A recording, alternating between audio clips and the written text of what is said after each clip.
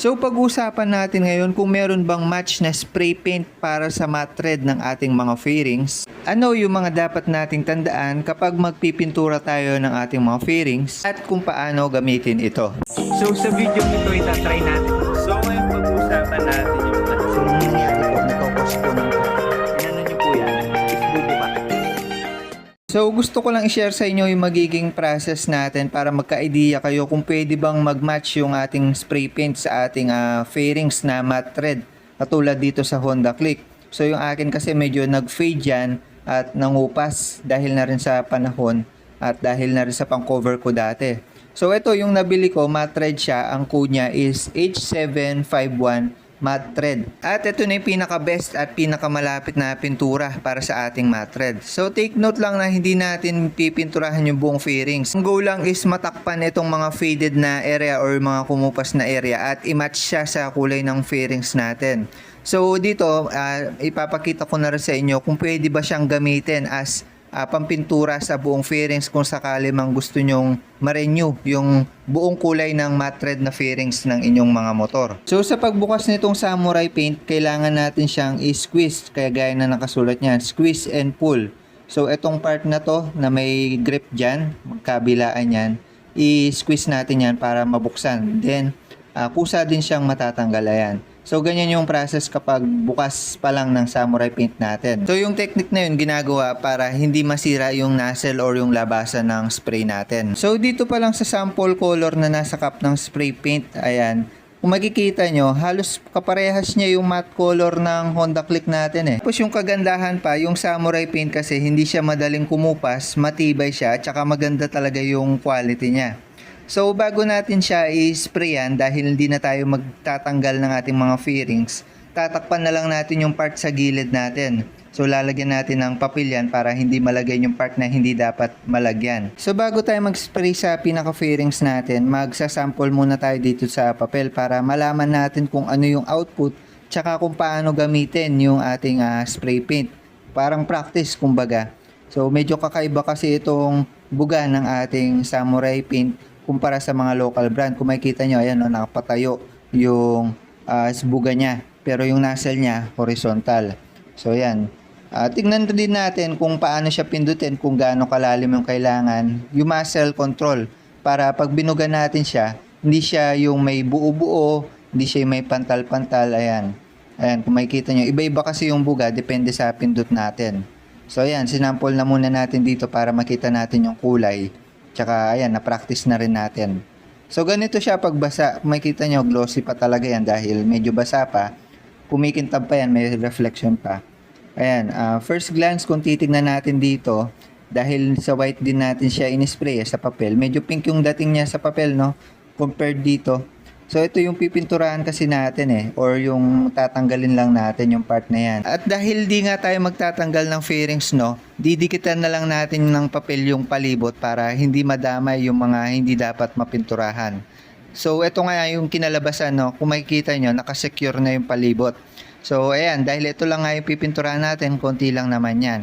Pero in case na gusto yung pinturahan yung buong fairings nyo, kailangan nyo talagang tanggalin yan para mapinturahan nyo yung buong parte. Pero dahil tayo, konting part lang naman, nagbalot na lang tayo para hindi na sobrang hassle para sa atin. So pagkatuyo ng sample natin kanina, medyo naging matte na siya, no? Hindi na siya makintab at shiny. So kung titignan natin visually, medyo match na siya dito sa kulay ng ating fairings. So sana ma-execute lang natin ng maayos para hindi maging halata or pangit yung kalalabasan. Reminder lang din na dapat hindi sobrang hangin kapag nagpipintura kayo kasi baka matangay yan at mapunta sa iba't ibang bahagi ng motor nyo.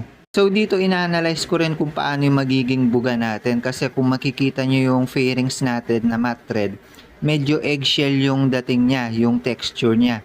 So parang rough siya at yun yung nagiging dahilan kung bakit nagiging maganda yung pagka matte red ng ating mga fairings dito. So yung goal natin is makuha yung ganong texture sa ating paint para ma-cover up natin itong mga nag-fade na part ng fairings. At dahil hindi humihinto yung hangin dito, sinalungat ko na lang yung orientation ng motor para nakaharang yung hangin. Pinractice pa natin siya ng isang beses para makuha yung eggshell texture na kailangan ng motor natin.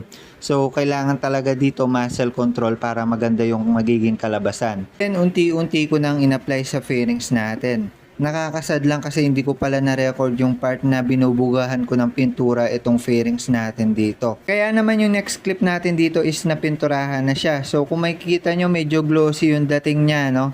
Pero kagaya ng sample natin kanina is magiging matte din yan kapag natuyo. So after ilang segundo or minuto is tinanggal din natin yung papel para makita natin yung difference. At ito na nga siya. So ayan, no? Visual check. Medyo makinang pa dahil basa. Yung pagkakamali ko lang is part na to. Ayan, yung pagkaka-tape natin ng papel. Medyo nagkaroon ng lining. Dapat pala sinakto ko na dun sa sticker. So yun, patuyuin lang natin to para makita natin kung nag-match siya. At kung okay ba siya para sa ating Honda Click na matte red. Pero sa ngayon, kung titignan natin, medyo goods naman yung muscle control natin. Kasi kung makikita nyo, na-fade natin siya papunta dito sa fairings natin. So, ayan o. Pati dito sa kabilang side.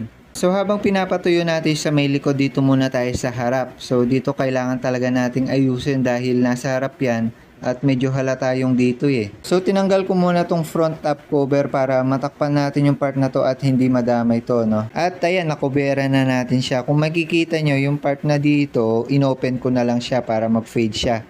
So dito yung front top natin, tinanggal natin para hindi madamay yan at walang lining na makita. So, dito sa side, inipit ko na lang yan. So, all good siya dyan. So, ayaw ko kasi mangyari yung kamukha dito na dahil sa tape, nagka-lining tayo dyan. Then, ganito pala mag-paint na una sa scratch muna para makita ko kung may buo-buo. Then, kapag nakuha ko na yung muscle control, papunta na dun sa pipinturahan ko mismo dito sa fairings na. Then, medyo malayo tayo sa fairings para yung grains or yung eggshell na texture, which is yun yung target natin makuha. So kung titingnan natin, medyo nakuha ko siya. Medyo rough yung dating niya. Hindi siya super smooth yung pagka-pintura. Tama lang yung muscle control natin. Ayan o. So hintayin lang natin matuyo yan. Then may mga part pa na halata. I-second coat natin yan. So ayun, second coat lang natin ulit siya. So hindi na nga din pala natin niliha to dahil cover up lang or tatakpan lang natin yung faded na part. Pero kung magre-repaint kayo mismo ng buong fairings nyo, kailangan nyo siyang lihain ng buo. So tayo dahil partial lang yung pipinturahan natin at gusto lang natin matanggal yung part na visible yung fade, ayan, hindi na natin niliha. Recta paint na, basta linisin lang natin at wala siyang dulas at moist sa fairings. So yan, kung makikita nyo na second coat na natin, medyo satisfied ako sa part na to. Though hindi natin siya nakuha ng perfect na perfect, pero goods na to para sa akin. Wait lang natin siyang matuyo at i-compare natin at i-judge natin kung maganda nga ba yung ginawa natin para sa ating fairings. Reminder lang din na mas maganda magpintura kapag tirek or mainit yung panahon para mas madaling matuyo yung pininturahan natin.